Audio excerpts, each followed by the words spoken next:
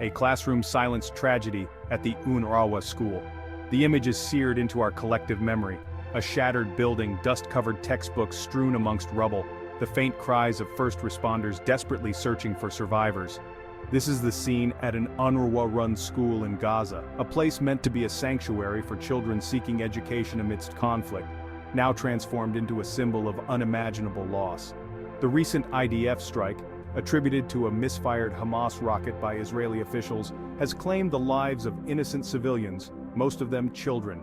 This tragedy, the latest in a long line of heart-wrenching incidents, lays bare the human cost of the seemingly intractable Israel-Gaza conflict.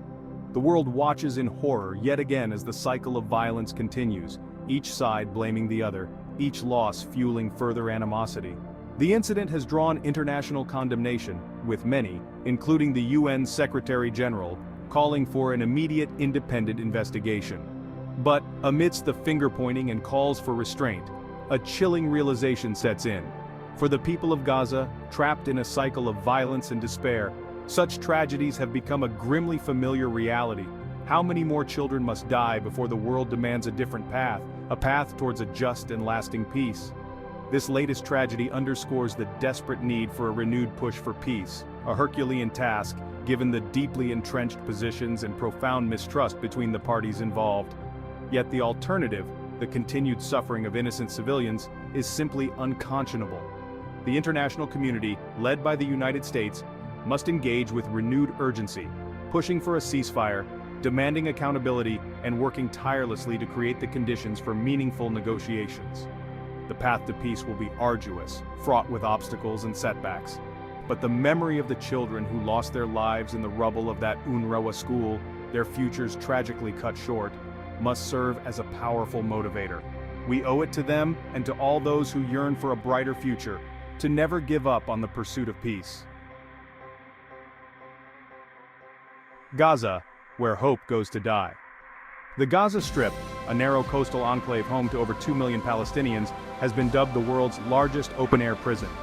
Years of conflict, economic blockade, and political instability have left its infrastructure crippled, its economy in ruins, and its people mired in poverty and despair. For the children of Gaza, childhood is often punctuated by the sounds of warplanes overhead and the fear of sudden violence. The recent escalation in hostilities has only exacerbated an already dire humanitarian situation. Hospitals, already stretched to their limits, are struggling to cope with the influx of casualties. Basic necessities like food, water, and medicine are in short supply, and with each passing day, the hope for a better tomorrow fades, replaced by a sense of resignation and despair. The Hamas dilemma between resistance and responsibility.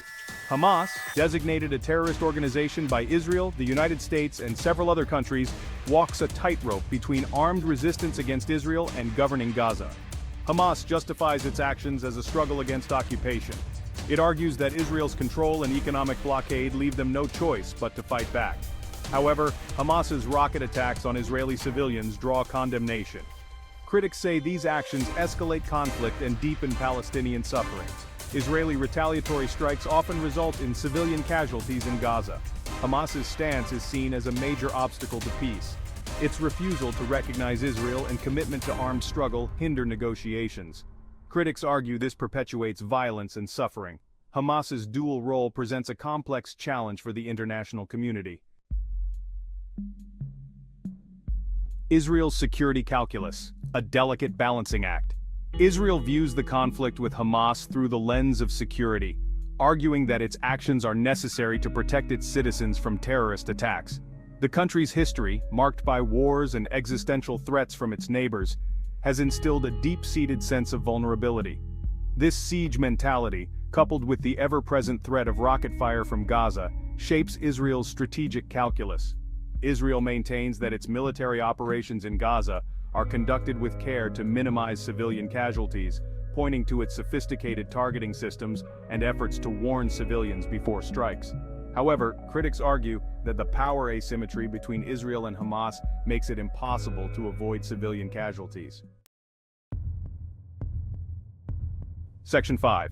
Stalemate, the hostage crisis, and the cycle of retaliation. The recent conflict has been further complicated by the hostage crisis. a tragic consequence of the initial Hamas incursion into Israel. Hundreds of Israelis, many of them civilians, were taken hostage and are being held in Gaza. This audacious move by Hamas has shocked Israel, evoking painful memories of past conflicts and hardening public opinion against any form of compromise. The hostage crisis has injected a dangerous new element into the conflict, further diminishing the prospects for a swift resolution. This impasse has fueled a relentless cycle of retaliation, with each side responding to the other's actions with escalating force. This tit-for-tat exchange has resulted in a devastating loss of life on both sides, further entrenching the cycle of violence and mistrust. Section 6. Fault lines. The West Bank erupts. While the world's attention remains fixated on Gaza, the situation in the West Bank has also reached a boiling point. The decades-long occupation, the expansion of Israeli settlements, and the lack of a political horizon have fueled frustration and despair among Palestinians, creating fertile ground for unrest. The recent escalation in Gaza has ignited tensions in the West Bank, leading to a surge in protests, clashes with Israeli security forces, and acts of violence. Palestinian youth, disillusioned with the peace process and angered by the plight of their brethren in Gaza, have taken to the streets expressing their anger and frustration.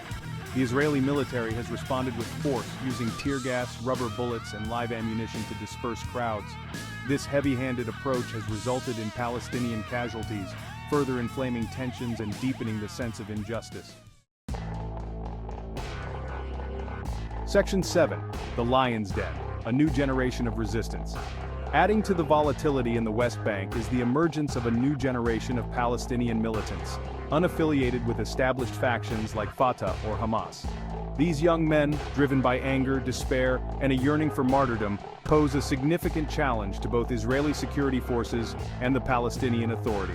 The Lion's Den has gained notoriety for its daring attacks against Israeli targets in the West Bank.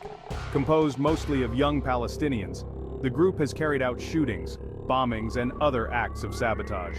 The Lion's Den's emergence reflects growing disillusionment among Palestinian youth with the status quo.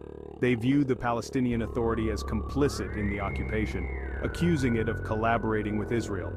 The rise of the Lion's Den signals a dangerous escalation in the Israeli-Palestinian conflict. Section 8.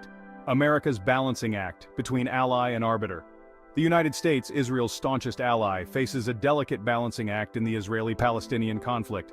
The U.S. remains committed to Israel's security, providing military aid and diplomatic support. The Biden administration has reaffirmed this commitment, emphasizing the unbreakable bond. However, the U.S. also recognizes the Palestinian aspirations for a state of their own.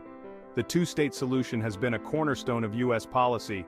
The recent violence has forced the U.S. to balance its commitment to Israel and its desire for peace. The U.S. finds itself at a crossroads in its approach to the conflict. Section 9. Sanctions and condemnation. A shift in U.S. policy. The Biden administration has taken steps to show its displeasure with actions by both Israeli and Palestinian sides that hinder peace. These actions, though symbolic, could mark a shift from the traditional U.S. approach of shielding Israel from international pressure. The U.S. has imposed sanctions on Israeli settlers and their organizations for supporting extremist activities in the West Bank. The U.S. has also condemned Israeli settlement expansion, calling it an obstacle to peace. On the Palestinian side, the U.S. disapproves of the PA's bid for full UN membership, seeing it as undermining the peace process. These shifts could signal a more balanced approach by the Biden administration. Whether this leads to a more effective U.S. role in resolving the conflict remains to be seen. Section 10. The Fog of War. Searching for clarity and accountability. In the fog of war, truth is often the first casualty. The Israeli-Palestinian conflict, with its long history of violence and mistrust, is no exception. Each side accuses the other of war crimes and using propaganda to distort the truth. The recent conflict has been accompanied by a deluge of misinformation and propaganda. Social media has often been used to spread hate speech and incite violence. Establishing accountability for alleged war crimes is paramount. The International Criminal Court faces an uphill battle in its pursuit of justice.